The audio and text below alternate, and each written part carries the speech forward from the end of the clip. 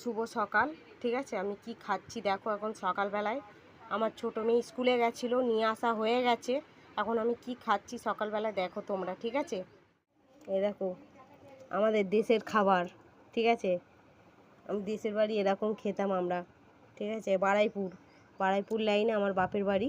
ঠিক আছে, এই দেখো পান্তা নিয়ে বসেছি, পেঁয়াজ আছে, লঙ্কা আছে,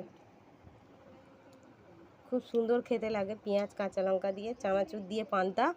কে কে খেয়েছো জানি না, কিন্তু আমার খুব ভালো লাগে পান্তা। অনেক দিন পর খাচ্ছি।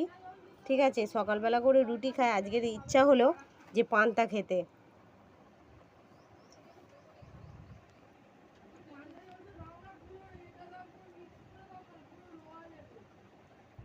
কেমন লাগছে বলো তো পান্তাটা।